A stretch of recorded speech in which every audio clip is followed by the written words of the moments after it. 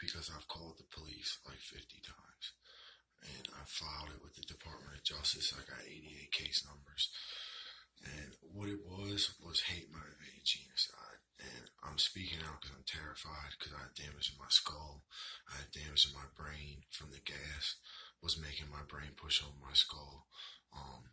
From when they gassed me last year for yet again, I did nothing wrong. I have damage in my back.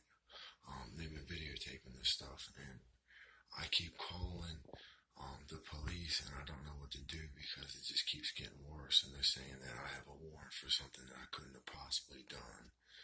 You know, and this is not the first time that I've been blamed for things that I don't do. It's really not characteristic of my personality profile to do something like that, and it's obvious that I didn't do it. Okay, and I've been filing it the whole time the right way, and they're like threatening me before my court date. Like they like knocked the tooth out of my mouth.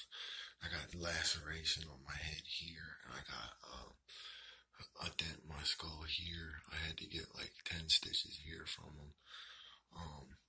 And it just keeps going and going and escalating and escalating and escalating. And I just did everything I could to try and just get away from them, in hopes that it would just separate, that they wouldn't be able to get that far away. But unfortunately, they were able to get where I was at. So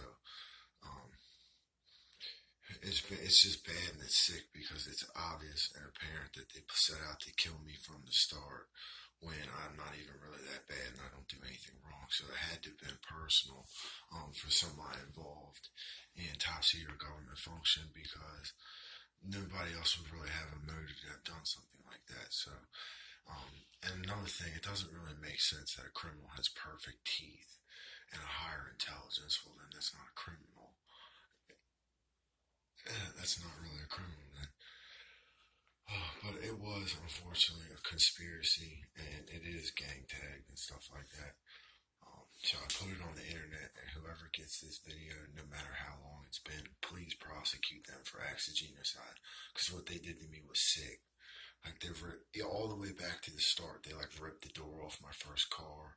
And they're trying to create their manipulation that I'm a drug dealer or whatever to excuse what was a conspiracy from the start to not only psychologically attack and torture but kill.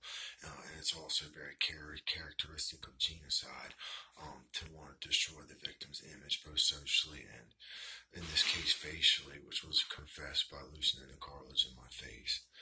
And it's sick, and it just goes too far. What else have they done? I don't really want to get into stories of all the sick stuff that they did, but it's been a relentless psychological attack from the start, with what is intent to kill from the very beginning, and I really was not even that bad.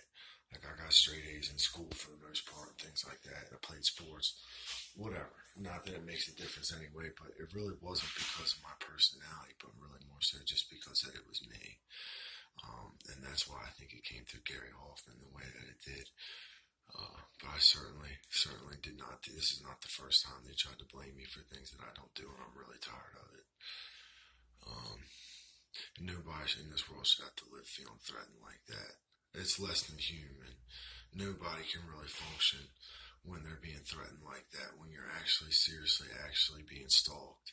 And you would have to get the professional to explain to you when somebody really actually is stalking you, and somebody really actually is threatening you, and somebody really is destroying your stuff and stuff like that. It's serious. It's hard to explain what it does to your psychology, whether you're man or not. Nobody can really function like that. And like I said, this was an act of genocide. They did it purely out of hate, because I was involved in an injury with a dirt bike when I was younger. But I function fine, and I think I'm fine. I don't think it's too bad. I'm happy, but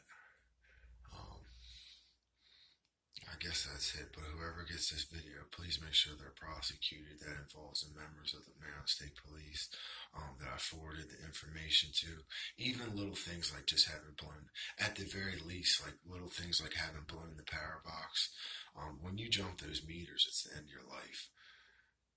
And nobody's above that law. Like, if I would have done something like that, it would have been a mandatory minimum, like 40 or 50 year sentence. But even at the very smallest, they get away with stuff like that. And no matter what, whoever gets the video, I do want to make sure they're prosecuted. And I'm not involved with any gangs or any trafficking of anything illegal, so there could really be no mafia after me.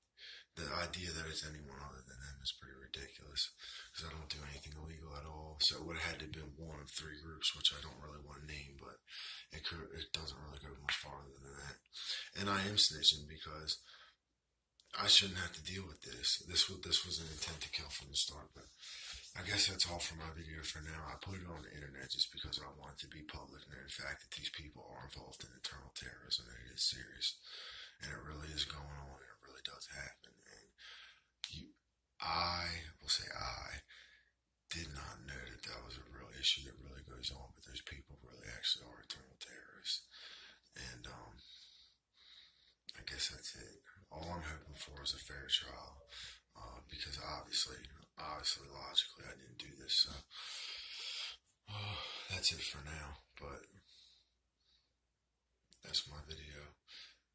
And I just want to say one final thing is that even the use of gas alone is characteristic of how sick and twisted they are. You can't gas people.